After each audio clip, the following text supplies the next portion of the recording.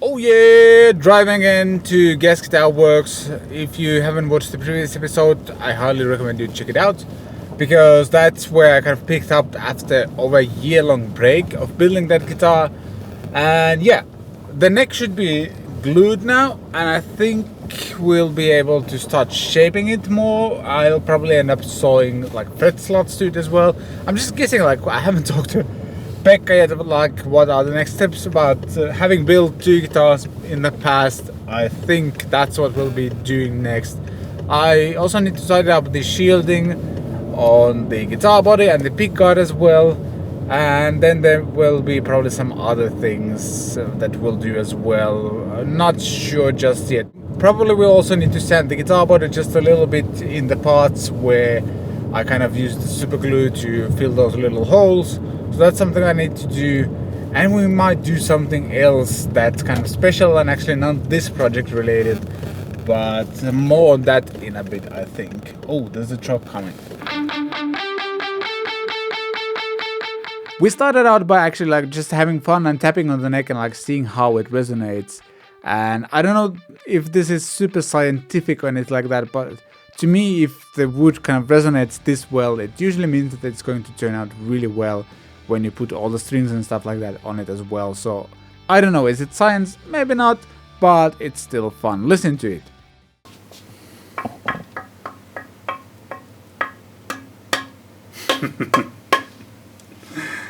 Alright, back at the workshop. As I mentioned in the car, I'm going to tidy this up a little bit. It's not pretty. Then most of these holes have been nicely filled. This still needs some glue. So the process here will be like me filling these holes until they are like flat against the guitar surface. Then we'll use like a very fine sandpaper to sand them level against the guitar body, and then finally polish this part of the body as well. So that's what we're going to do with the guitar body. Need to kind of finalize this pickguard so it also looks more neat than it's now. And look at the neck. It's now glued to the fretboard, or the fretboard is glued to the neck. Looks great. The glue has properly dried because it's been almost 2 weeks since we did this. And I'm going to insert a clip how well this guitar, not the guitar, but the neck resonates. It's kind of super cool. I was mentioning about this curved surface thing, and I think it makes a difference. Like, listen to how the guitar actually sounds, or like the neck sounds when you just tap on it. And then what we'll be doing next is cutting out excess fretboard material from the neck in these places. Then I had to start with super glue and sawdust to kind of fix little parts of the neck, because the table router that we'll use to cut out the maple fretboard to make it match this shape of the neck will follow the shape of the neck, and there's little mistakes on the neck that I need to work on. So that's something that I started doing right away. Basically super glue mixed with sawdust, kind of press it so it becomes an even surface, sand it down, and then I can actually go and work on the neck with the table router. But before going to the table router, I actually used super glue again, the amber tinted one that I mentioned in the previous episode, to fill out more of the holes on the guitar. And next time I'll be able to sand those down and then polish the body. But yeah, it's kind of amazing how much you actually need super glue in building guitars. Like, you can fix a lot with it. Before I could head to the table router, I had to cut out the excess fretboard as much as I could. Maple is a very hard wood, and reducing the amount of work the table router has to do will most likely result in a better job it will do. This is a nerve-wracking task. I had to really concentrate not to cut into the neck itself. I thought I had cut close enough, but Pekka, being the master of his craft, asked if he could cut it even closer. Pekka obviously did a great job, and I was nervous just watching him doing that. And once the neck was cut, it was time to go to the table router. Table routers are pretty dangerous, and I kind of hate them, but I still wanted to do the routing just to get better at it. And once I was done, look at this nicely rounded new fretboard that I have on the guitar now. Next I started drawing center lines on both sides of the neck for the CNC machine placement, and also for cutting out the fret slots. For me at least, this takes time, and I actually had to sand down my first attempt because it was off by 0.5 millimeter. Before going for the CNC machine, we used double-sided tape to attach a guide for sewing the fret slots.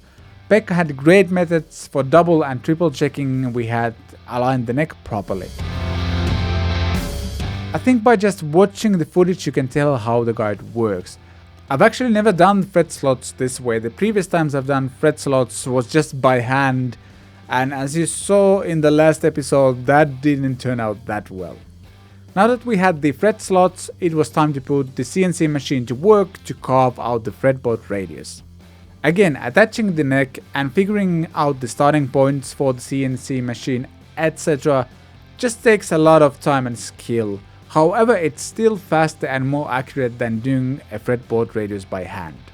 We actually did several test runs to make sure that the blade would cut out exactly the amount we wanted it to cut, and it was basically doing few test runs and just lowering the blade but by like 0.1 millimeter increments to make sure it's doing the job the way we want it to do.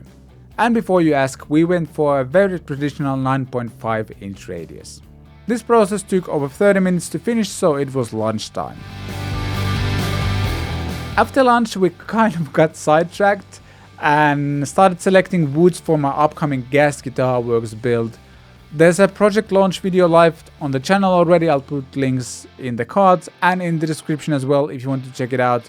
And it was a lot of fun. Check out all of these amazing tops for the guitar. I was like choosing from. Pekka likes to collect different woods, and it was so much fun going through all of them and deciding like what kind of woods we want to use for the project. Pekka calls himself a hobbyist wood collector, and I think you can see why.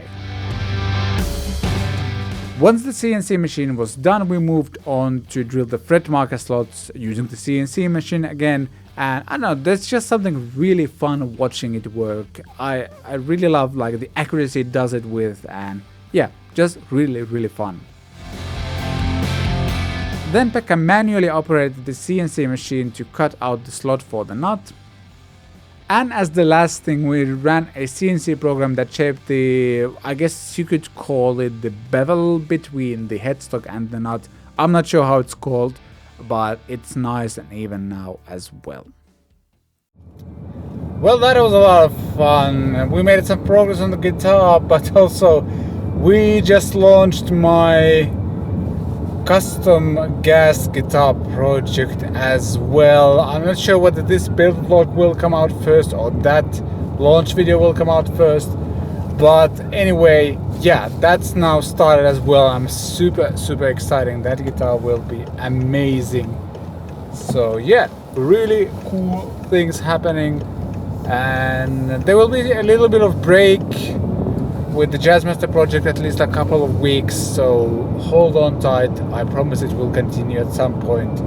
There's some other stuff happening that prevents me from going there for a week or two, so yeah, see you in a few weeks with the build vlog, and yeah, thanks for watching, see you next time.